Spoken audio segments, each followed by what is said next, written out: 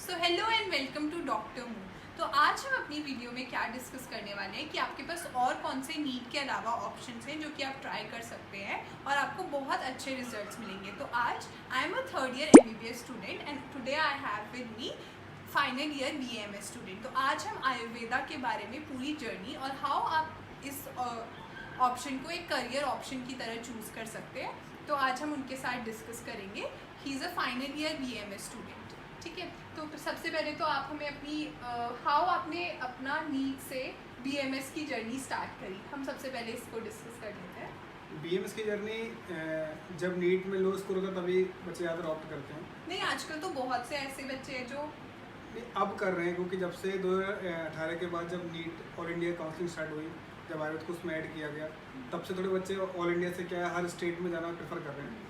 पहले ऐसा नहीं था कि भाई आप ऑल इंडिया से प्रेफर चले जाओ, लेकिन अब ऐसा इसलिए थोड़ा सा अभी ट्रेंड हो गया कि बच्चे हर स्टेट से अलग अलग स्टेट में जाके BMS ले लेते तो हैं। आजकल तो बच्चे बहुत BMS को ऑप्ट कर रहे हैं, तो आप ऐसा बिल्कुल भी ना सोचें कि ये एक ऐसा ऑप्शन है जो हम नहीं ले सकते या फिर इसको थोड़ा लो देखा जाता है, ऐसा बिल्कुल लो नहीं है, कुछ बच्चे ऐसे भी हैं जो काफ़ी तो स्कोर उनके 600 प्लस है, जी। उसके बाद उन्होंने BMS ऑप्ट किया। हाँ, बिल्कुल।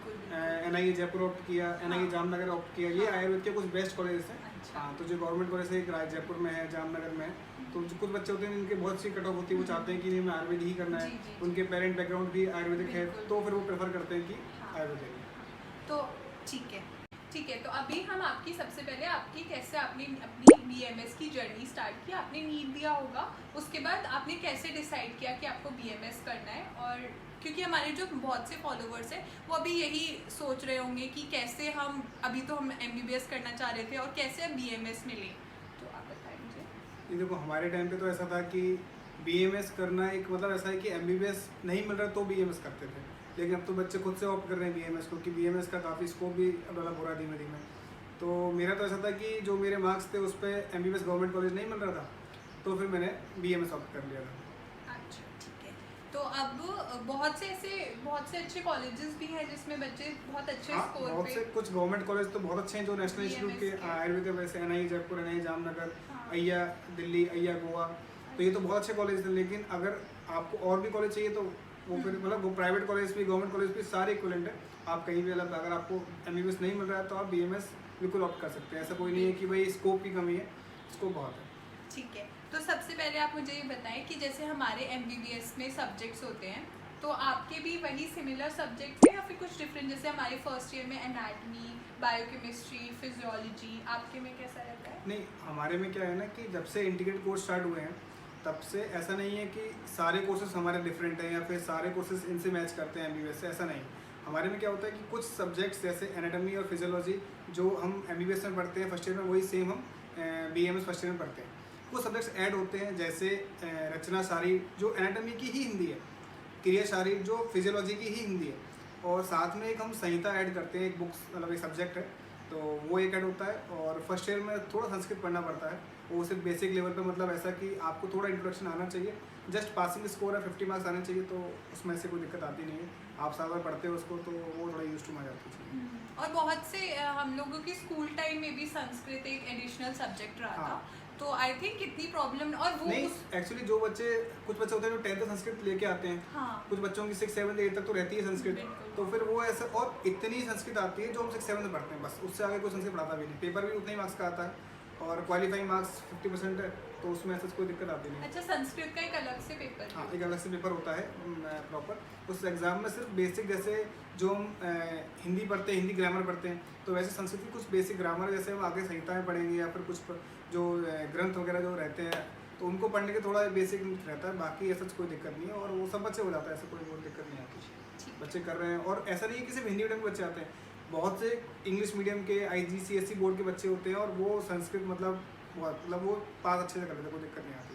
अच्छा, और जैसे कि हमारा फर्स्ट ईयर में एनाटमी में डाइसेक्शन वगैरह होता है। बहुत सारे अच्छा, हमारे यहाँ प्रॉपर कैडेवर आता है। अच्छा। उसके बाद प्रॉपर सारे डाइजेशन करके सारे तो organs कैडेवर निकाल- वो एक बॉडी होती है जिसपे कि हम लोग डाइसेक्शन वगैरह सीखते हैं, तो वो सिमिलरली मतलब BMS में भी आपको बिल्कुल वैसे ही जैसे फर्स्ट ईयर एनाटमी आपको सिखाई जाती है MBBS में, बिल्कुल वैसे ही आपकी BMS हाँ, में होगा। मतलब सेम जैसे एनाटॉमी लैब MBBS में मिलती है, वैसे सेम एनाटॉमी लैब आपको BMS में मिलेगी, और सेम एनाटॉमी म्यूजियम मिलेगा आपको, जैसे सारे ऑर्गन्स वो स्टोर कर रखते हैं, प्रिजर्व करके रखते हैं।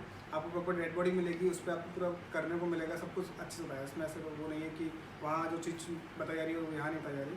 बेसिक जितनी भी देखो डॉक्टर बनने के जितना भी बेसिक रिक्वायरमेंट है मेडिकल स्टूडेंट्स के लिए, वो सारा आपको बेसिकली ये भी एक डॉक्टर प्रोफेशन ही हाँ, है बिल्कुल। ये एक different kind of medicine, different kind of field है, लेकिन ये बिल्कुल सिमिलर टू एमबीबीएस और ये एक सेम ही पैटर्न पे फॉलो होता है बिल्कुल। बस मेडिसिन चेंज होती है। आयुर्वेदिक में आप आयुर्वेदिक मेडिसिन देंगे, एलोपैथी में एलोपैथी देंगे, बाकी आपको डायग्नोस भी सेम करना है, सिम्टम्स भी सेम है। हाँ, बस दोनों के ऐसा है कि एमबीबीएस क्या है, सिम्टोमेटिक ट्रीटमेंट से जल्दी रिलीफ करता है, आयुर्वेदिक का थोड़ा सा एक लॉन्ग टर्म ट्रीटमेंट रहता है और उनके कंसेप्ट अलग रहते हैं, बाकी ऐसा कोई डिफरेंस नहीं है। और जैसे फिजियोलॉजी में प्रैक्टिकल्स हम लोग करते हैं, जैसे फर्स्ट ईयर एमबीबीएस में आपको ब्लड काउंट, ये सब ये सारे ब्लड ग्रुपिंग ये भी हम करते हैं, जैसे ब्लड काउंट, हीमोग्लोबिन काउंट और आरबीसी-डब्ल्यूबीसी का जो चार्ट रहता है, डीएल्स, हाँ, तो वो सारा हम चेक करते हैं।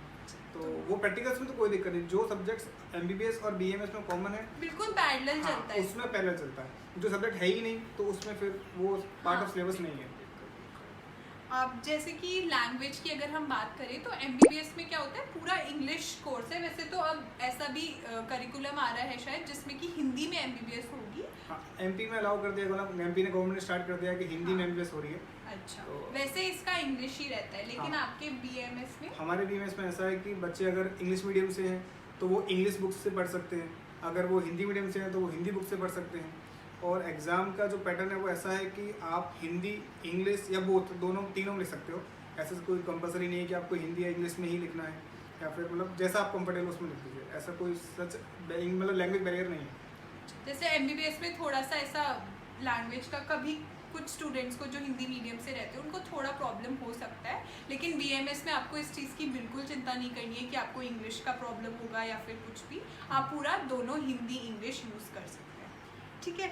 अब दूसरा हम बात करते हैं कि बीएमएस में स्कोप कितना है। आपको क्या लगता है कि आने वाले टाइम में इसका मतलब, अभी तो हमको देखने को मिल रहा है कि काफ़ी लोग इसको ऑप्ट कर रहे हैं और हमारे प्राइम मिनिस्टर मोदी जी भी इसको काफ़ी प्रमोट कर रहे हैं। आपको क्या लगता है कि इसका फ्यूचर क्या है? फ्यूचर तो देखो मतलब बहुत है, इतना फ्यूचर स्कोप है। अभी जितने भी जो अच्छे अच्छे आयुर्वेद जो बड़े डॉक्टर्स हैं वो सब इसको ना गोल्डन ईरा बोल चुके हैं कि 2022 और 23 से 2050 51 तक ये पूरा गोल्डन ईरा है आयुर्वेद पीरियड के लिए, क्योंकि इसमें इतनी रिसर्च हो रही है, इतना डाटाबेस कलेक्ट कर रहे हैं हम लोग, इतनी मेडिसिन नई नई बना रहे हैं। तो डेफिनेटली इसमें स्कोप तो बहुत मतलब इतना है कि आप जस्ट एक अच्छे आयुर्वेद डॉक्टर भी बन जाएंगे ना तो भी आपको कुछ और करने की जरूरत नहीं पड़ेगी। हाँ, तो इससे ही हम डिस्कस करते हैं कि बीएमएस करने के बाद, जैसे कि एमबीबीएस करने के बाद तो आपको पीजी करनी होगी, उसके बाद आपके जॉब ऑप्शंस तो एमबीबीएस के बाद भी होंगे, लेकिन पीजी के बाद आपको और अच्छे ऑप्शंस, और आजकल सब पीजी तो मस्ट ही है एमबीबीएस। नहीं, ऐसा हमारे यहाँ भी है कि अगर आप बीएमएस कर रहे हो तो पीजी मैंडेटरी है, पीजी तो करनी है, क्योंकि उससे क्या होता है कि एक आपका लेवल अप भी होता है, साथ में अगर आपको कभी रिसर्च में जाना है या कभी किसी गवर्नमेंट जॉब जिसका प्रमोशन अच्छे लेवल तक जाता है तो पीजी कंपलसरी है। और अदरवाइज़ अगर आपको क्लिनिकल ही अप्रोच रखनी है तो आप बीएमएस करके भी क्लिनिकल अप्रोच और अच्छा क्लिनिकल सेटअप डाल सकते हो। उसके लिए कोई पीजी या कोई ऐसा स्पेशलाइजेशन की जरूरत नहीं है। जॉब ऑप्शंस कुछ जॉब ऑप्शन तो देखो हर जगह है।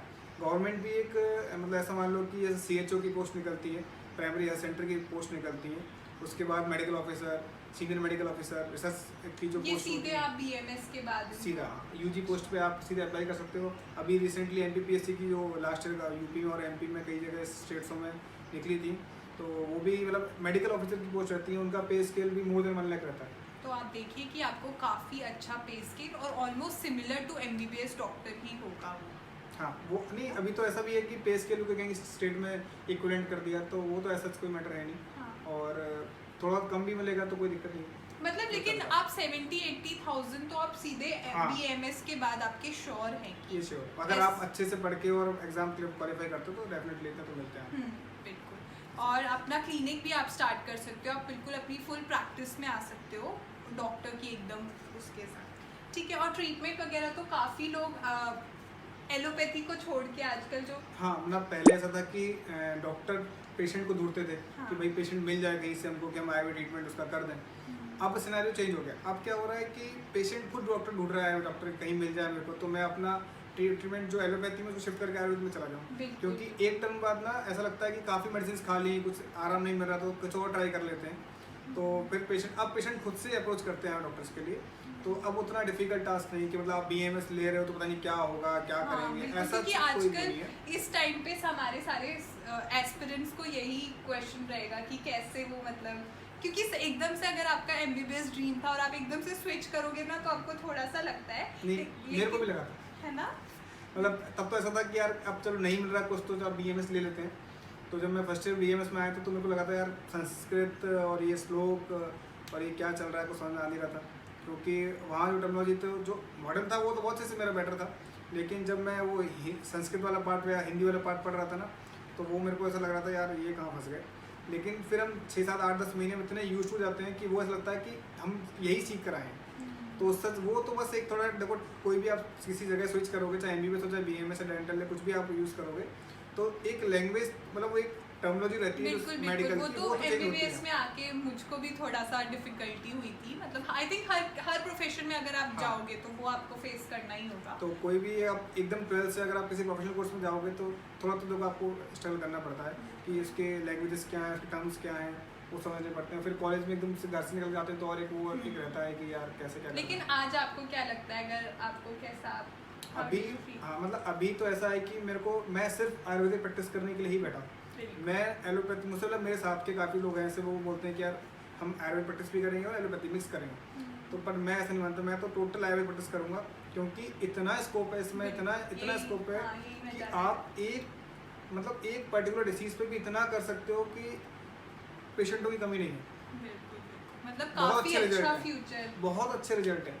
हम लोग बहुत सी जो ट्रीटमेंट है उनका 1 हफ्ते 2 हफ्ते तक में ट्रीटमेंट कर देते हैं। अब वो आयुर्वेद नहीं रहा है कि बहुत लंबे टाइम में आराम रिलीफ मिलता है, आराम मिलता है, वो मेथोडोलॉजी खत्म हो और चुकी बहुत है। से लोग तो आयुर्वेदा को ही ऑप्शन हाँ, अपना चूज करते हैं, ऐसा वो भी। बोलते हैं कि नहीं हम इसमें नहीं चूज हाँ, कुछ लोगों को मतलब उनको ऐसा है कि नहीं हम एलोपैथी दम दिखाते ही नहीं है, हाँ, हमको हाँ। आयुर्वेद ही चाहिए, हमको और होम्योपैथी ही उनको चाहिए। बहुत अच्छे रिजल्ट्स मिलते होंगे, हाँ। शायद इस वजह से वो इसको हाँ, चूज ऐसा भी करते है। हैं।